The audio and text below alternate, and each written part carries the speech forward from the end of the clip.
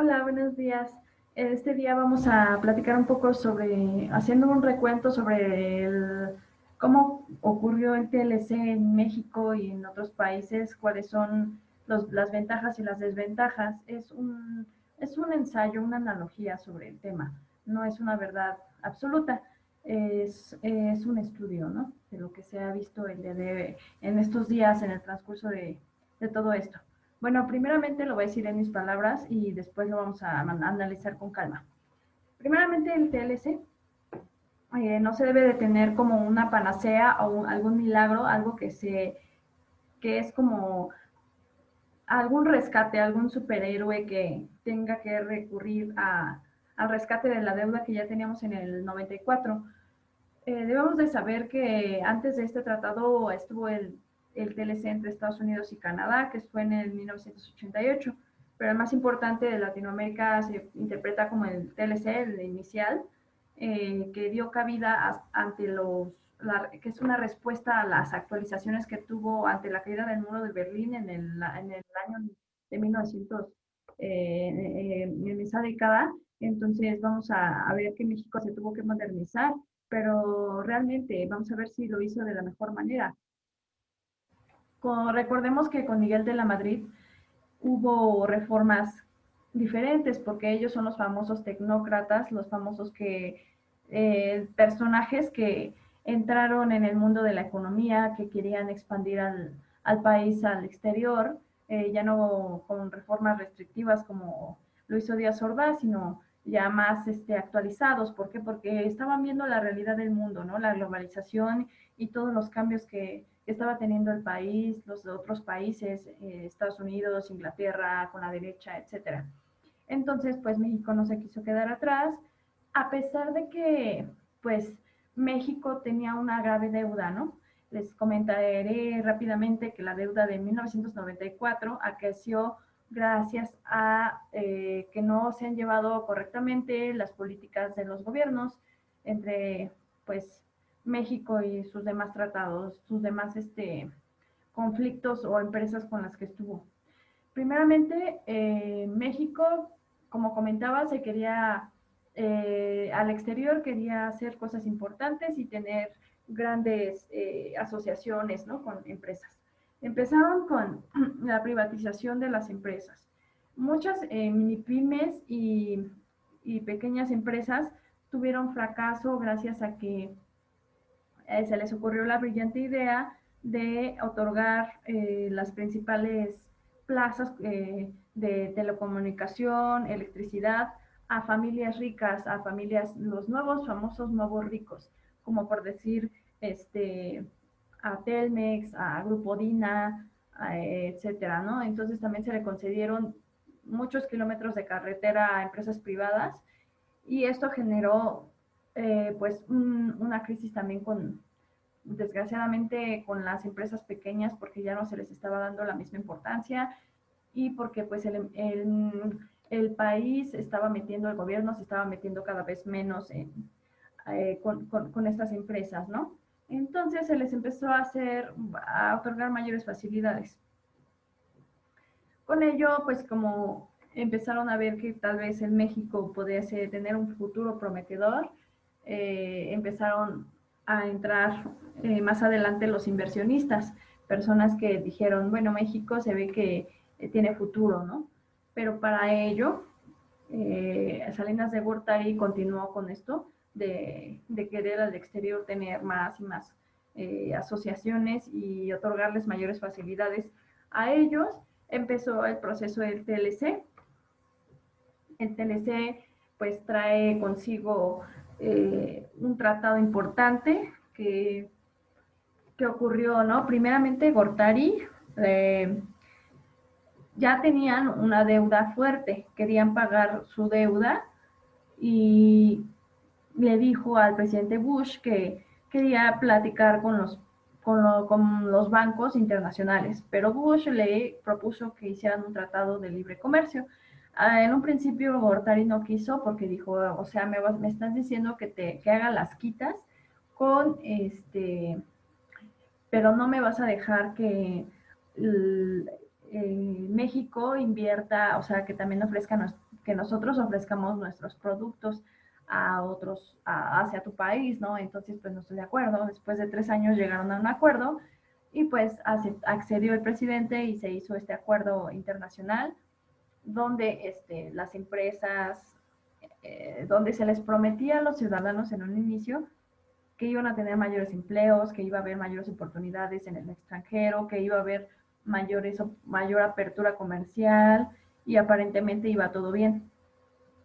Pero desgraciadamente también sucedió que empezaron a meterse bancos internacionales, los cuales ofrecían tasas de interés muy accesibles a los ciudadanos y los ciudadanos empezaron a tener aparentemente una esperanza porque se les empezaron a otorgar los primeros créditos para obtener un carro, una hipoteca o alguna televisión, no lo sé, o sea, muchas cosas que podían comprarse con un crédito, además de que ofrecían tasas muy bajas para que pusieran ahí sus ahorros y para que no sacaran de ahí el dinero. Todo iba aparentemente bien. Lo malo de esto es que esos bancos no tenían fondos suficientes ni liquidez para todas las personas, para otorgar tantos créditos a las personas. Después sucedió que gracias a que a la desconfianza y la incertidumbre generada en la presidencia de Gortari, después de su presidencia con el asesinato de Luis Donaldo Colosio, empezaron a ver que había pues mal la organización del gobierno, la economía estaba por los suelos y pues los inversionistas que en un inicio habían puesto tanto dinero en México, además de que México sufrió la famosa enfermedad holandesa, donde al haber mucho dinero el peso se sobrevaluó y se empezaron a hacer los productos más caros. Entonces ahí las cosas estuvieron más complicadas, los inversionistas pues empezaron a cambiar su dinero por tesobonos. Los tesobonos fue una medida emergente para que hizo México para que los inversionistas desesperadamente, ¿no? Pues no saliera el dinero de ahí de México. Desgraciadamente, pues sí se empezó a salir el dinero y en un solo año de tener muchísimo dinero, nada más se quedaron con una muy poca parte de los millones de pesos que tenían. Entonces, aquí ya había una crisis fuerte. ¿Por qué? Porque las personas, los ciudadanos empezaron a solicitar su dinero que se habían invertido ahí y los bancos ya no les podían ofrecer nada porque no tenían liquidez. Y pues se recorrió al famoso FOBAPROA, que era el fondo bancario de protección al ahorro. Este fondo prometía a los ciudadanos darles, pues cubrirles sus deudas, ¿no? Si tenían deudas, se declaraban en bancarrota y pues se les perdonaban las deudas. Lamentablemente este fue un plan amañado por los empresarios, por los políticos y por las empresas. Entonces muchas empresas empezaron a justificar sus deudas porque ellos decían, es que la ley dice que si te declaras en bancarrota no vas a pagar tus deudas, ¿verdad? Y todo está acomodado. Y como dice la ley y como se lo pueden adaptar a la ley, ante la ley estaban bien, pero obviamente ahí empezó a haber irregularidades, había ocultamiento de información y empezó a haber sospechas, ¿no? Y pues obviamente pues un enojo por parte de las personas, de los ciudadanos también. En ese tiempo de Gortari estaba un unas personas de parte que se llamaban del grupo de Zapata, ¿no? Entonces LZN, ellos también estaban en contra, ¿no? Y ya había muchas cosas mal, entonces también eso te genera desconfianza si tienes inversionistas en un país y si tienes a bancos y así que quieren y que según supuestamente ven que tú eres sólido tras tener un tratado y al darse cuenta que México verdaderamente no ha cambiado, eh, por eso muchas veces fuimos conquistados porque mientras estaban distraídos acá con los gobiernos, pues hubo un aprovechamiento y eso se ha repetido muchas veces. Fue lo que pasó más adelante con lo del Fobaproa. Hubo una deuda grande. Al final de cuentas México quedó endeudadísimo y pues no les convenía devaluar el peso todavía. ¿Por qué? Porque si lo devaluaban iba a perder el PRI, pero cuando llegó Cedillo, luego devaluaron la moneda y esto recayó sobre los ciudadanos. Los ciudadanos empezaron a pagar deudas, empezaron a pagar la deuda, pues como de forma que había IVA, había más impuestos, mayores pagos, mayores restricciones, multas, muchas cosas que, o sea, recurrió el país para pagar esa deuda. Además de que Estados Unidos les prestó dinero para este famoso FOBAPROA, porque México ya no tenía dinero, y les otorgó el préstamo por conveniencia, porque nosotros éramos uno de los principales consumidores comerciales de Estados Unidos, entonces a ellos no les convenía perder empleos y perder muchas cosas, ¿no? Dinero. Bueno, después, Cortari dice, bueno, para recurrir a las quitas, vamos a recurrir a los bancos, como ya les mencionaba. Entonces, ya llegaron a nuestro Tratado de Libre Comercio, empezaron las promesas, empezó el rollo social de que no, de que todo iba a ir a fluir bien y todo iba a funcionar muy bien. Y en realidad no lo fue así, o sea, desgraciadamente nosotros somos los que estamos pagando la deuda. Aquí la reflexión es que mientras el gobierno no cumpla con sus políticas públicas, no las lleve a cabo de manera adecuada, no va a poder realizar las cosas de manera correcta. Las cosas no es como si las pueda reinventar, o sea, ya las cosas ya están puestas. Los gobiernos como China ahorita ya se nos están adelantando. China ha sabido aprovechar mucho más que México las cosas de Estados Unidos, a pesar de que a Estados Unidos lo tenemos súper cerca, además de que Estados Unidos y la Unión Europea se han encargado de manipular o de mover a su conveniencia el IMC, ¿no? Entonces, esto ha generado muchísima, la Organización Mundial del Comercio, la OMC, perdón. Esto lo han sabido manipular muy bien para que nosotros los latinoamericanos tengamos restricciones en la tecnología, mientras esta tecnología está entrando en otros países. O sea, estamos siendo manipulados y estamos siendo sobremanipulados. Creo que México ya debe de aprender, tanto a nivel educativo, debemos de tener, y me incluyo yo, por eso lo estoy practicando ahora, una educación financiera importante, ¿no? Sobre todo este video lo estoy haciendo para ensayar claro, pero también para tener una conciencia sobre nuestro país, nuestra historia. Porque yo en lo personal, tras haberme puesto un poco a investigar sobre el TLC, yo no sabía, a mí no, pues estos temas son como que a veces suenan muy irrelevantes, pero por decir, el famoso Fobaproa, yo se los aseguro que muchas personas que tienen mi edad más o menos, sí escucharon a lo de Fobaproa, que nacieron en el 90, 91 más o menos. Nosotros nacimos en una crisis, en la crisis del, bueno, nacimos antes de la crisis del 94, pero ya habíamos sufrido otras crisis. Somos producto de esas crisis, estamos pasando por cosas que no debemos de pasar. Nosotros ya con la tecnología que estamos aquí aprovechando, muchos de nosotros, debemos de ponernos a ver videos sobre la educación financiera, sobre lo que pasó con la bolsa del 2008, con las caídas del Wall Street, ¿no? Porque ya había pasado en la crisis del 29, luego siguió con las crisis hipotecarias, ¿no? Las crisis hipotecarias muy parecidas aquí a México, o sea, esto es horrible. Se supone que Calderón decía que no nos había afectado la crisis. Sin embargo, sí nos afectó. ¿Por qué? Porque ya la habíamos tenido antes con la crisis que ya estábamos pasando en el país. Nosotros ya habíamos tenido una crisis fuerte y no hemos terminado de pagar esto del FOBAPROA. Se va a terminar de pagar hasta 2070 y cada mes. Además de que mientras se cumpla con los intereses y los pagos puntuales.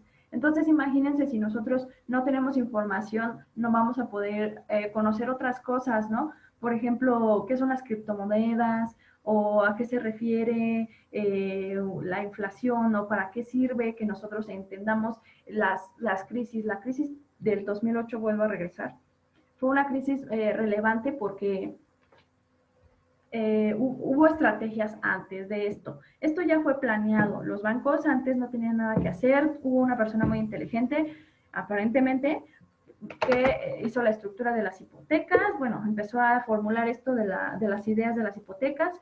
Hubo la idea, se formuló las ideas, pero las hipotecas no eran eternas.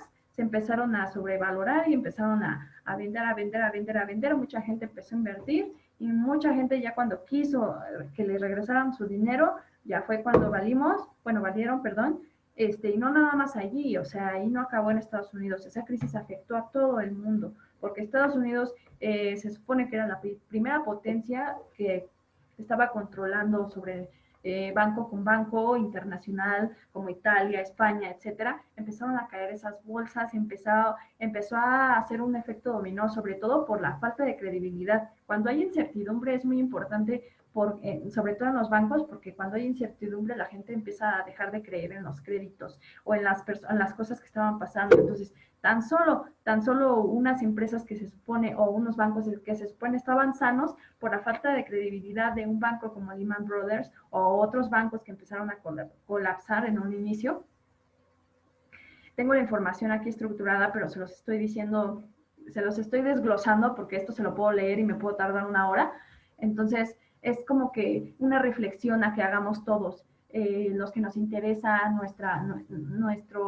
nuestro dinero, cuidarnos a nosotros mismos. Les comparto en lo personal, bueno, no ha terminado con la crisis del 2008. Con esta crisis, muchos bancos colapsaron, las bolsas se cayeron, México sí fue afectado, los empleos, dejaron de exportar porque nosotros somos, desgraciadamente, la mano de obra de todos y barata, o sea, baratísima. Entonces, por eso vienen otros países. No crean que por eso que somos ricos o que son nuestras cosas. No, nosotros somos la manufactura y mano de obra barata. Y el ensamble. Exportamos aguacate. Importante, ¿no?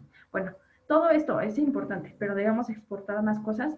Y además, por ejemplo, temas como la marina mercante, estamos descuidando horrible nuestros puertos, no nos interesan, a dónde está esa materia, no me importa, o sea, o no esto, o sea, no lo conocemos, ¿no? Y nadie sabe nada más lo que no conoce, ¿no? Entonces, falta infraestructura en los puertos, a pesar de que están bien bonitos, hay otros puertos como Singapur que viven de eso, imagínense, o sea, y además ellos lo hacen de su propia cuenta, no esperan a que otro país venga y nos conquiste y nos pague poquito, no, o sea, saben tener sus políticas bien estructuradas. Entonces, en pocas palabras, si nosotros no tenemos una cultura un poco más de información mínimo, tener lo básico, digo, o sea, yo no sé mucho, ¿no? Pero lo poco que sé se los comparto con mucho gusto y pues me alargo a veces, ¿no?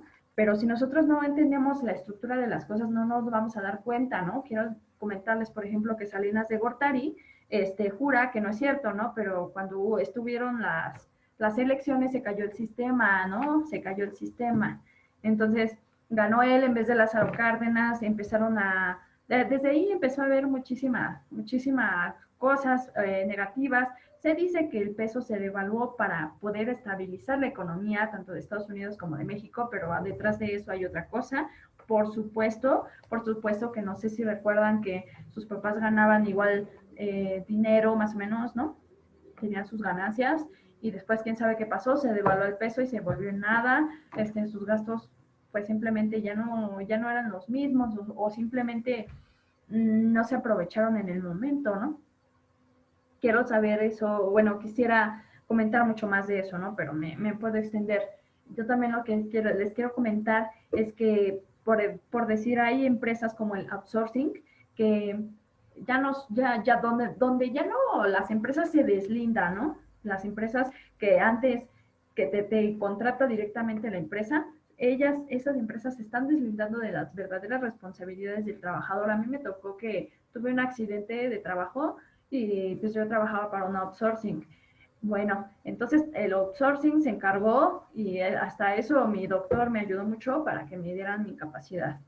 Luego me corrieron injustificadamente, nada más porque el jefe ya no quería que trabajara. Entonces el jefe ya no, ni siquiera se hizo cargo de nada. Y si no sabes, aún así, por decir, si a mí me hubieran agarrado con desconocimiento de información, te hacen firmar una hoja y me querían dar solamente 100 pesos o 200 pesos por todos mis años de trabajo o el tiempo que estuve tan solo, ¿no? Con ellos.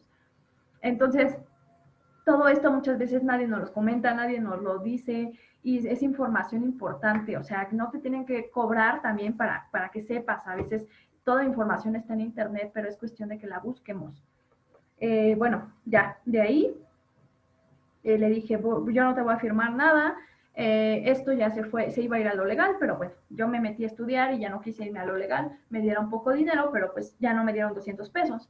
Después, posteriormente, pasamos a otra cosa, o sea, hay otras empresas que se llaman empresas pirámide o otras estrategias donde los muchachos empiezan a trabajar de a gratis. ¿Por qué? Porque les piden que traigan a otra gente o simplemente trabajar y les ofrecen un trabajo de alguna dirección que les van a regalar o que van a hacer, que no necesitan estudiar para ser brillantes. O sea, de verdad te hacen creer eso.